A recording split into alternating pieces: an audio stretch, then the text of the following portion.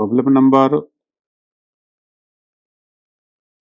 6 देखिए। पहले इसका फर्स्ट पार्ट, इसमें 3 पार्ट दिए गए हैं।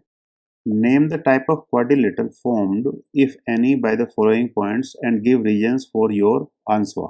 फर्स्ट पार्ट में जो कोऑर्डिनेट हमें बताए गए हैं, ये 4 कोई पॉइंट हमारे पास हैं और इन पॉइंट्स के कोऑर्डिनेट हमें मिले हुए हैं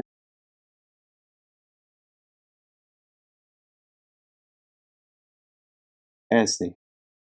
हमें बताना है कि ये जो 4 पॉइंट हैं, ये अगर हम वर्टिसेस लें किसी क्वाड्रिलेटरल के, तो वो क्वाड्रिलेटरल हमारे पास उसका क्या टाइप होगा, क्या नेचर होगा उसका। अब इसके लिए हम सबसे पहले तो इन पॉइंट्स को किसी सिंबल से रिप्रेजेंट करें। लेट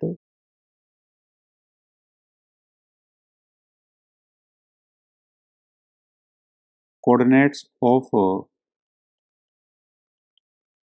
पॉइंट ए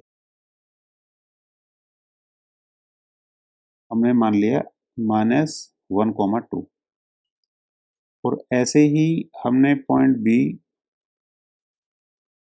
के लिए हमने लिया 1, 0, और ऐसे ही हमने सी पॉइंट को रिप्रेजेंट किया -1, 2 से, और लास्ट हमने इसको रिप्रेजेंट किया -3, 0 से। अगर हम देखें रिप्रेजेंटेशन के लिए, ऐसे कोई एक क्वाड्रिलेटरल हमने इस तरीके से रैंडम ऐसे बना लिया। इसको ए, इसको बी, इसको हमने सी और इसको हमने डी कहा।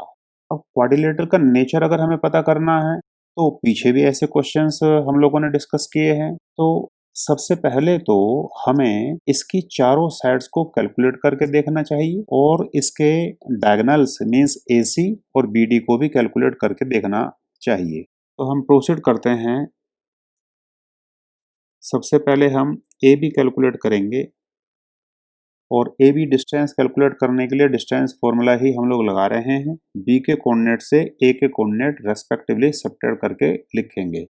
1 माइनस -1 एंड 0 - 2 स्क्वायर।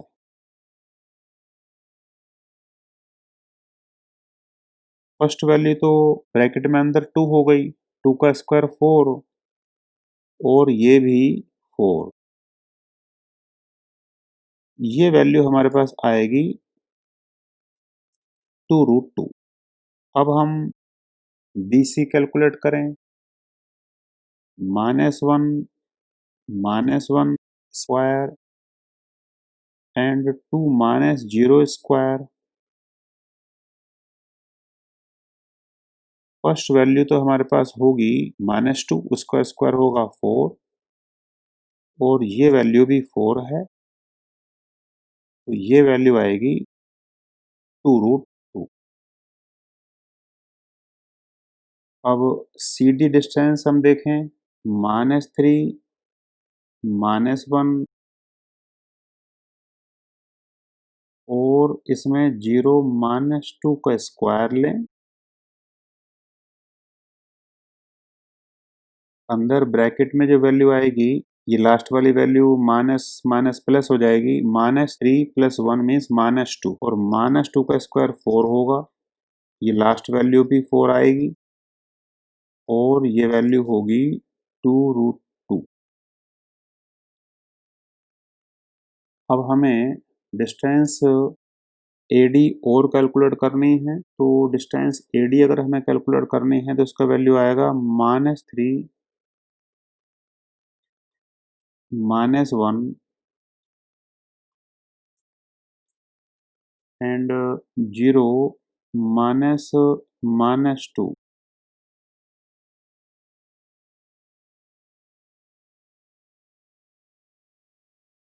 फर्स्ट जो ब्रैकेट है, उसमें तो ये वाली वैल्यू यहाँ पर होगी +1, -3 + 1 हो जाएगा -2, -2 का स्क्वायर, और ये वैल्यू +2 का स्क्वायर,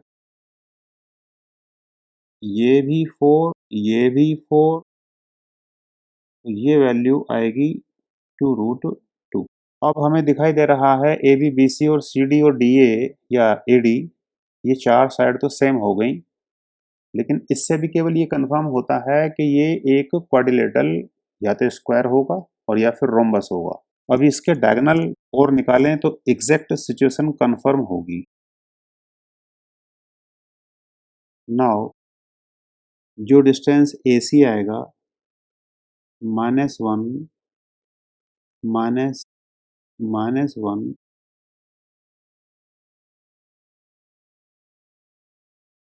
अब देखिए फिगर तो ऊपर चली गई है, लेकिन क्योंकि राइट हैंड साइड पर कोऑर्डिनेट्स हमें दिखाई दे रहे हैं तो मैं केवल उनका यूज़ कर रहा हूँ, और फर्स्ट वैल्यू तो हमारे पास 0 हो जाएगी और ये वैल्यू हमारे पास होगा 4 का स्क्वायर, आई कैन से दिस बीइंग 4, और फिर हमारे पास इसी तरीके से आप बी डी कैलकुलेट करेंगे तो उसमें वैल्यू आएगी -3, -1 and 0 -0।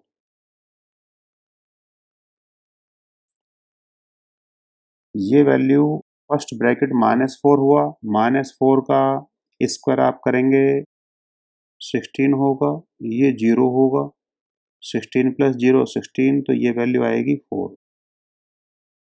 Here A B equal to B C equal to C D equal to D A are all 4 equal to 2√2 units, and जो डायगोनल्स हैं, दोनों डायगोनल्स 4 यूनिट्स हमारे पास आए हैं, तो इससे पता लगा therefore figure A B C D is a square, क्योंकि स्क्वायर में आमने सामने की चारों साइड सेम होती हैं और उसके डायगोनल भी सेम होते हैं। रोम्बस में भी चारों साइड सेम होती हैं, लेकिन उसके डायगोनल डिफरेंट लेंथ के होते हैं, तो यहाँ पर ये स्क्वायर है, ये हमारा रिजल्ट होगा।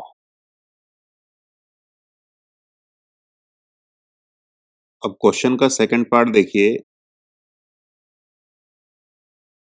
सेकंड पार्ट के कोऑर्डिनेट्स पॉइंट्स के मेंशन किए गए हैं -3,5, 3,1, 0,3 एंड लास्ट है -1 -4। तो जैसे प्रीवियस पार्ट में हमने क्वेश्चन को सोल्व किया है, बिल्कुल उसी तरीके से इसको हम आगे बढ़ाएंगे। Late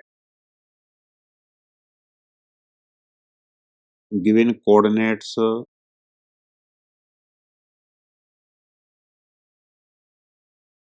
are of points A B C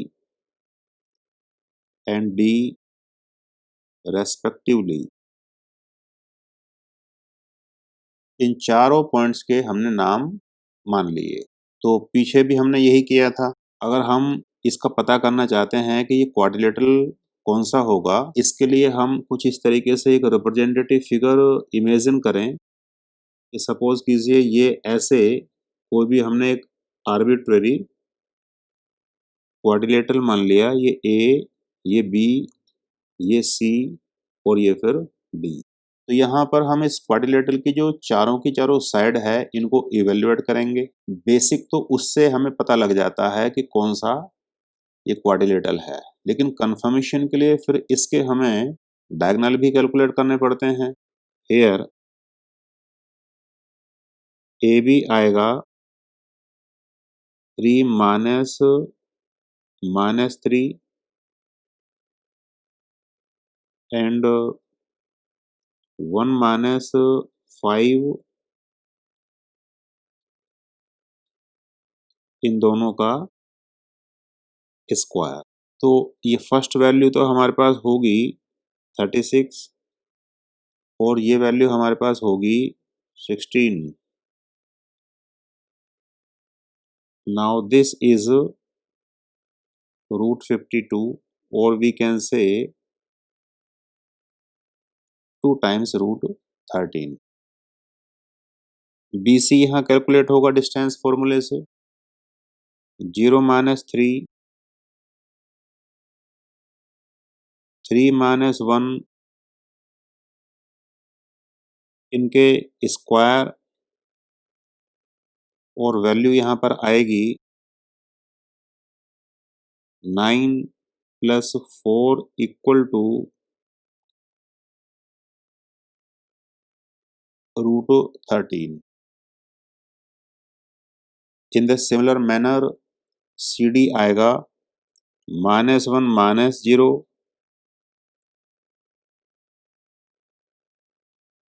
-4 -3 square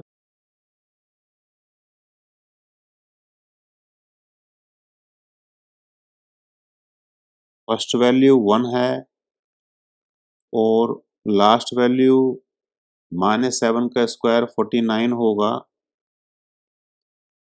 तो आप इसको √50 लिखेंगे। अब हमारे पास जो DA होगा उसको हम कैलकुलेट करेंगे -1 माइनस -3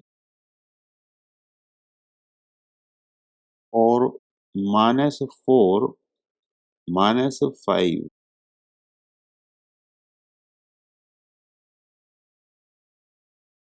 फर्स्ट ब्रैकेट तो हो जाएगा 2, तो उसका स्क्वायर तो 4 हो गया और ये होगा 81।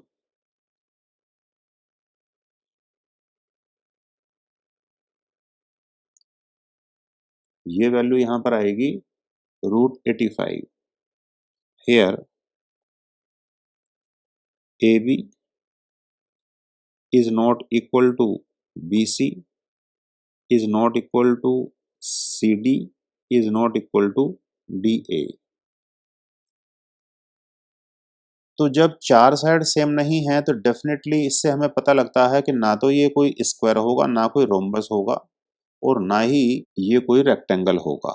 लेकिन इसका मतलब ये बिल्कुल भी नहीं है कि ये कोई एक क्वाड्रिलेटरल होगा ही नहीं। कुछ लोगों ने इसका सॉल्यूशन गलत जनरेट किया हुआ है और उन्होंने इस ही स्टेप पर कह दिया कि क्योंकि चार साइड सेम नहीं है इसलिए ये एक क्वाड्रिलेटरल नहीं होगा। That is wrong. ऐसे नहीं कह सकते। क्वाड्रिलेटरल तो अभी ये दिखाई दे रहा है, अभी तो हमें कुछ और इसमें क्रॉस चेक करना चाहिए। Now we can't say about the nature of quadrilateral at this stage। हमें इसके डायगोनल और चेक करने चाहिए।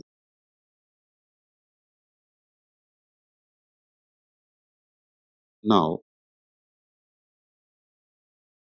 एक डायगोनल इसका AC आएगा और उसका वैल्यू बनेगा 0 माइनस -3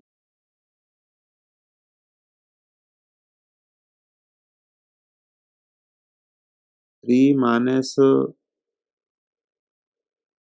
5 स्क्वायर, ये अंडर रूट इतनी वैल्यू आएगी। तो ये फर्स्ट वैल्यू तो होगी 9 और ये वैल्यू होगा 4। Now this is under root 13 and much like the same way BD जो हमारे पास होगा उसका वैल्यू आएगा -1 -3 and -4 -1 square.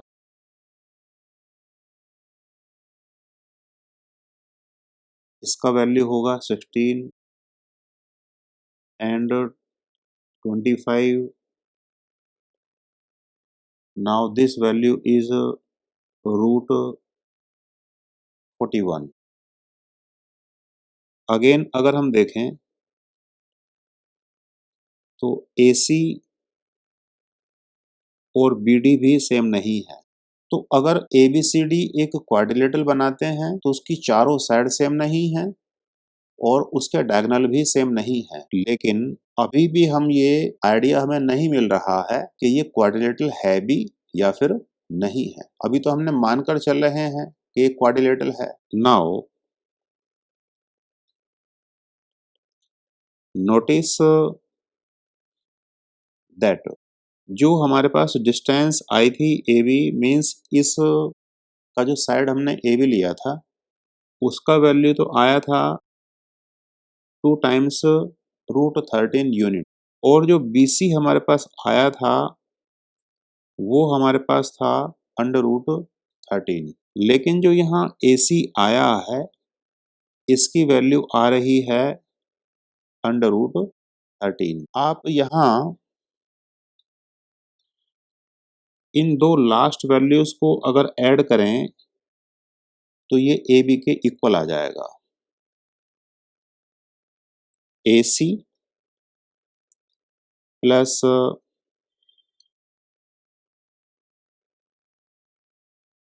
BC equal to AB, क्योंकि ये वाली वैल्यू है रूट 13, ये भी रूट 13 है और ये वैल्यू हमारे पास होगा 2 टाइम्स ऑफ रूट 13।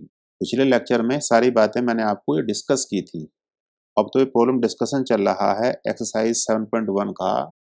इससे पिछला जो प्रीवियस लेक्चर था उसमें मैंने सारे कॉन्सेप्ट आपको क्लियर किए थे कि अगर 3 पॉइंट हों ABC और उनमें आप डिस्टेंस इवेल्युएट करें, 3 डिस्टेंस उनसे बनेंगी।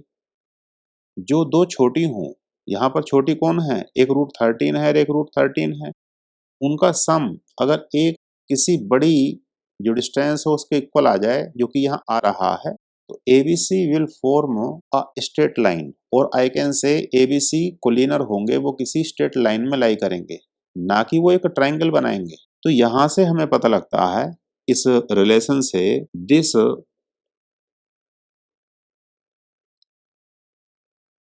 shows that A, B and C lie on a straight line. ये किसी स्ट्रेट लाइन में लाई करेंगे और ये कोलिनियर होंगे। दैट इज अगर मैं इसको यहाँ आपको फिगर बनाऊं तो इसका जो फिगर बनेगा वो कुछ इस तरीके से आप इसको मानेंगे।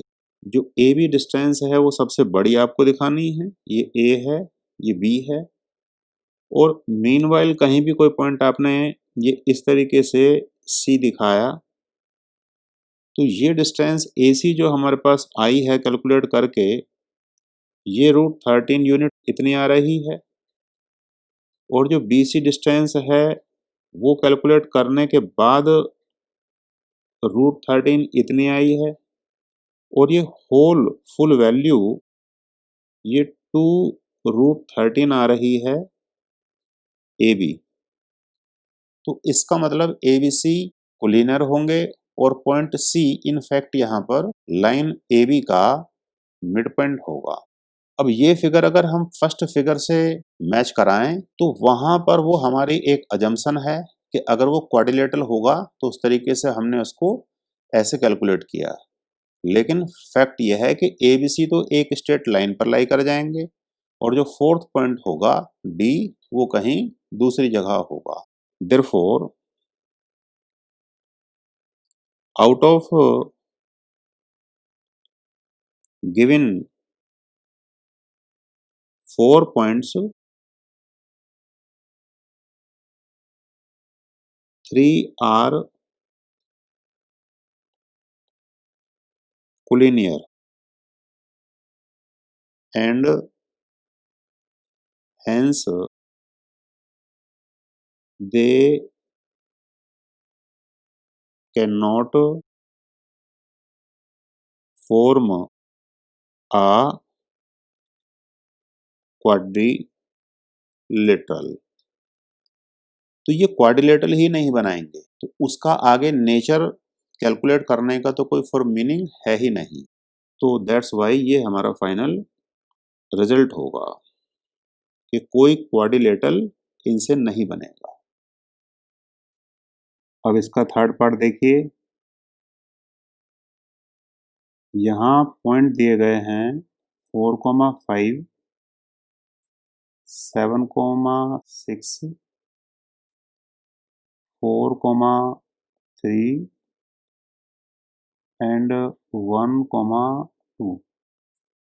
अब जैसे पीछे इसके दो पार्ट में मैंने आपको लिखना प्रॉपरली सिखा दिया है, तो आप डायरेक्टली इसको उसी तरीके से लिख सकते हैं, केवल इसका मैं न्यूमेरिकल कैलकुलेशन लगा रहा हूँ। फर्स्ट पॉइंट को हमने ए, बी, सी और डी ऐसे रिप्रेजेंट किया और बिल्कुल वैसी ही कैलकुलेशन हम लगाएंगे।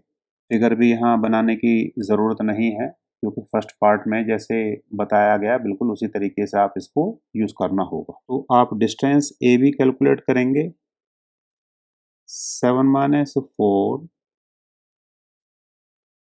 6 माइनस 5। अब ये फर्स्ट वैल्यू तो 3 उसका स्क्वायर और ये 1 का स्क्वायर, ये वैल्यू आएगी √10। बी सी बनेगा 4 minus 7, 3 minus 6 square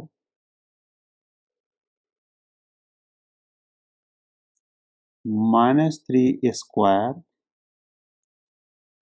and -3 square, ये वैल्यू यहाँ इतनी बनेगी। ये भी 9 है, ये भी 9 है। आप कह सकते हो 9 इंटू 2 है, 9 का रूट तो बाहर कैलकुलेट हो जाएगा, वो बनेगा थ्राइस √2। फिर 1 minus 4 square plus 2 minus 3 square और ये वैल्यू -3 का होल स्क्वायर, ये वैल्यू -1 का स्क्वायर और ये वैल्यू सिंपली √10 होगा।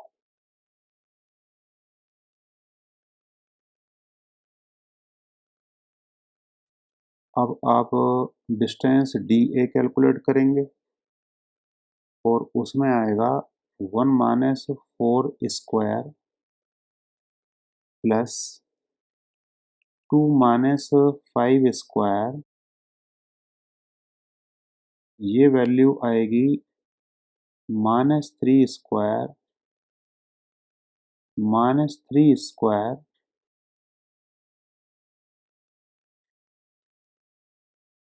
ये वैल्यू 9 है, ये वैल्यू 9 है, तो ये वैल्यू आएगी 3√2। आप यहाँ चेक कर सकते हैं कि जो वैल्यूज़ दो तो आई हैं 3√2 और दो वैल्यू आई हैं √10, तो आमने सामने की साइड्स वो सेम आ रही हैं। तो इससे पॉसिबिलिटी हो सकती है कि या तो फिर ये पैरेललोग्राम होगा और या फिर ये एक रेक्टेंगल होगा। अभी इसके डायगोनल हमें और कैलकुलेट करने होंगे। नाउ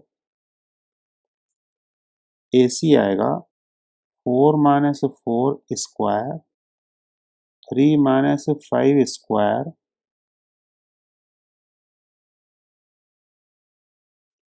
फर्स्ट वैल्यू तो 0 हो गई और सेकंड वैल्यू -2 हो गया, तो ये वैल्यू 2 आएगी। और इसी तरीके से BD कैलकुलेट होगा 1 माइनस 7, 2 माइनस 6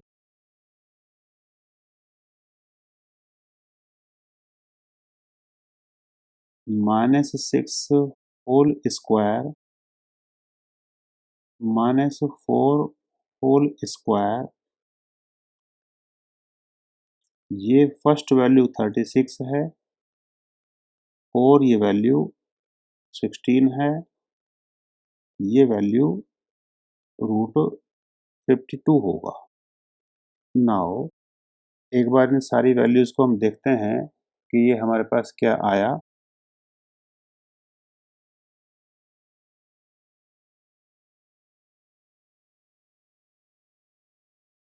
AB और CD की वैल्यू तो कॉमन है और BC और DA की वैल्यू कॉमन है।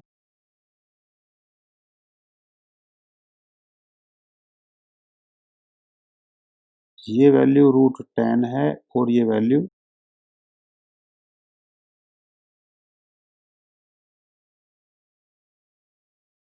3√2 है। एंड जो डायगोनल AC है उसका वैल्यू 2 आया और जो डायगोनल BD है इसका वैल्यू ये आया। एक रिप्रेजेंटेटिव फिगर इसकी बनानी ही पड़ेगी।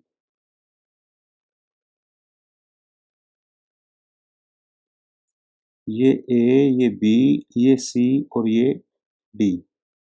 तो आपने देखा कि आमने-सामने की साइड तो हो गई AB और CD, अब ये दोनों तो सेम हो गई और फिर BC और DA ये भी सेम हो गई और इनके डायगोनल वो डिफरेंट हो गए। तो ऐसी फिगर हमारे पास क्या होगा, एक पैरेललोग्राम होगा। Here sides opposite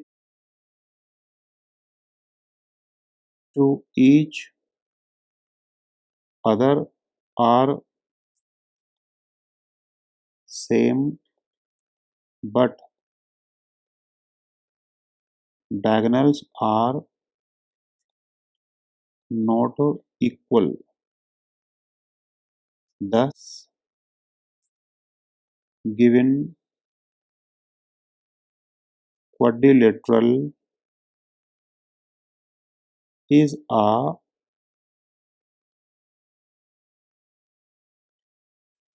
parallelogram. तो ये पैरेललोग्राम होगा हमारे पास। रेक्टेंगल अगर होता तो उसमें इसके डायगोनल सेम होते और आमने-सामने की साइड्स भी सेम होती।